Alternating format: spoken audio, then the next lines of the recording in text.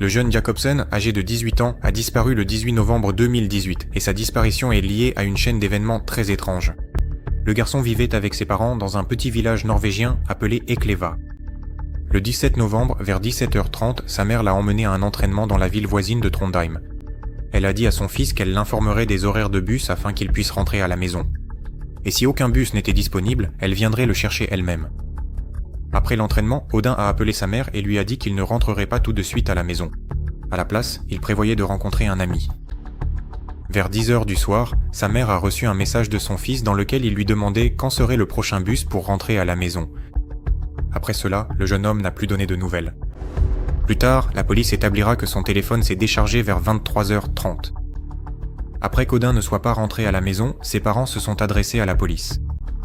La première chose que les forces de l'ordre ont faite a été d'interroger les amis du garçon, qui ont déclaré que ce soir-là, Odin était allé à une fête avec eux.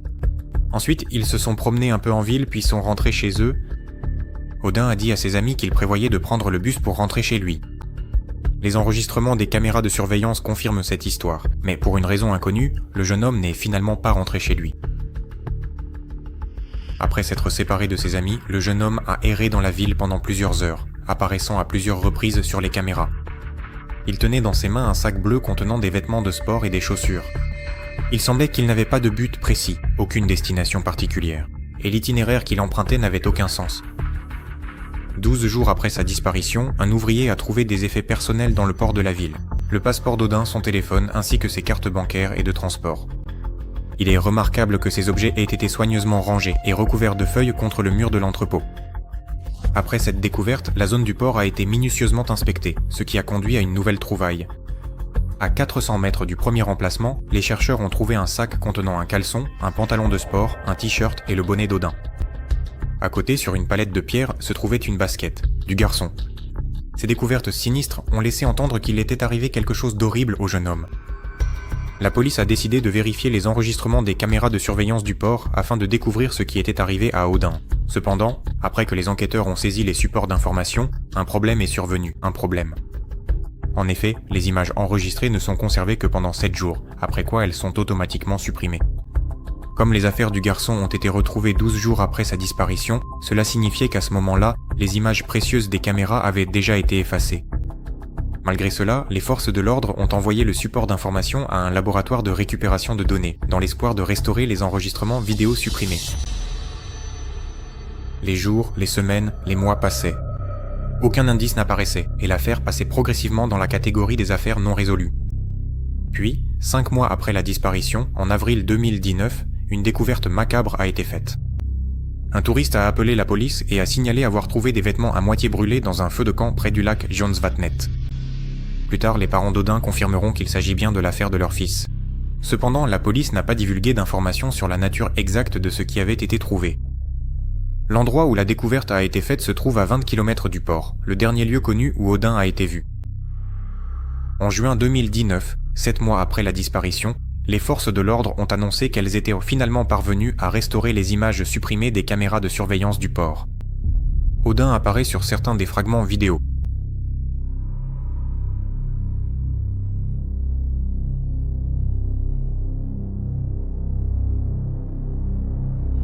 Sur l'un des enregistrements, on peut voir le jeune homme commencer à courir. Il tient toujours le même sac de sport bleu dans ses mains.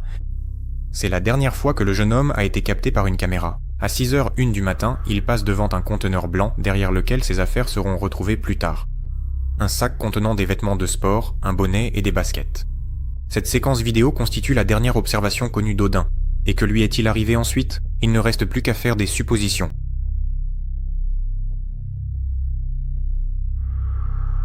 Six heures plus tard, la même caméra capte un break blanc qui se gare derrière le conteneur.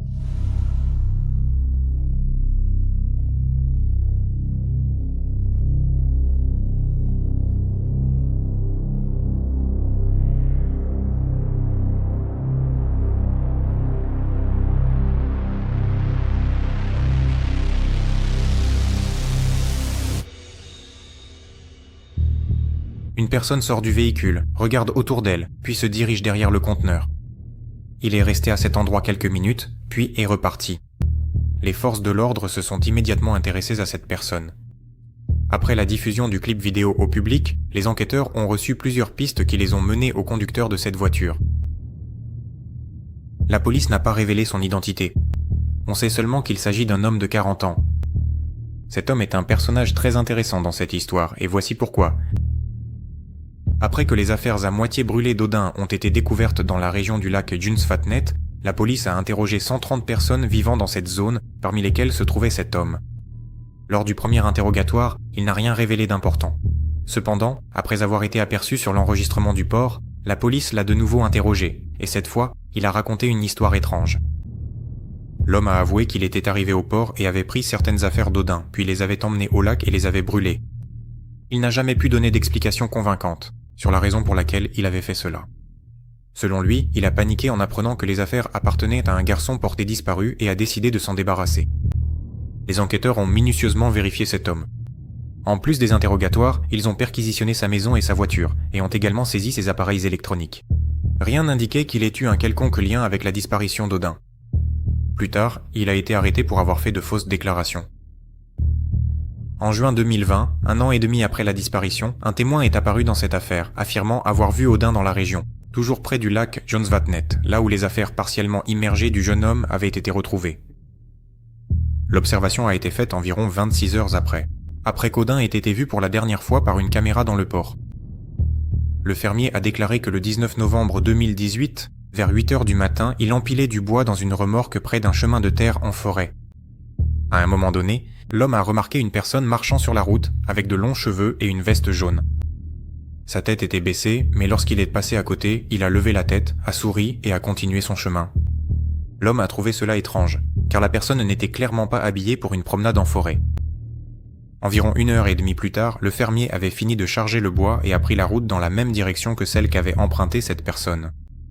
Le fermier espérait le revoir, mais l'étrange inconnu avait disparu.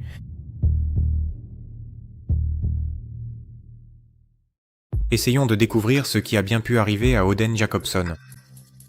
Odin était à une fête avec des amis dans une chambre de l'hôtel Comfort. On ne sait pas exactement ce qui s'y est passé. Lors de l'interrogatoire, les jeunes ont avoué qu'ils regardèrent la télévision et buvèrent de la bière. Cependant, la police a déclaré qu'Odin n'était pas en état d'ébriété la nuit de sa disparition. À 4h40 du matin, le groupe a quitté l'hôtel. Quelques minutes plus tard, ils se sont brièvement arrêtés sur un banc. Ensuite, les jeunes ont marché ensemble dans la ville, apparaissant 2 fois sur les caméras de surveillance. À 5h09, la caméra enregistre Odin déjà sans ses amis. Les observations suivantes ont été faites à 5h28, 5h29 et 5h30. Ensuite, le jeune homme se dirige vers le nord, vers la station d'eau, où il est filmé 3 fois par les caméras. À 5h35, 5h37 et 5h39. D'après ces données, il est impossible de reconstituer précisément l'itinéraire d'Odin. Cependant, si l'on relie tous les points, on obtient ce qui suit. Avant de se séparer de ses amis, le jeune homme leur a dit qu'il comptait prendre le bus pour rentrer chez lui. Mais il n'aurait de toute façon pas pu rentrer chez lui. Pourquoi ? C'était tôt le matin, un dimanche, et les premiers bus ne commençaient à circuler qu'après 9h du matin. Peut-être qu'il ne se promenait pas sans but dans la ville, mais qu'il tuait simplement le temps en attendant le bus. D'ailleurs, à ce moment-là, le téléphone d'Odin était déchargé. Les observations suivantes du jeune homme ont déjà été faites sur le territoire du port. Mais comment y est-il arrivé ? La dernière fois, Odin a été aperçu par une caméra dans un quartier résidentiel. Il est fort probable qu'il ait traversé le canal par l'un des 2 ponts. Ensuite, après avoir dépassé la gare ferroviaire et le commissariat de police, il s'est dirigé pour une raison quelconque vers le port.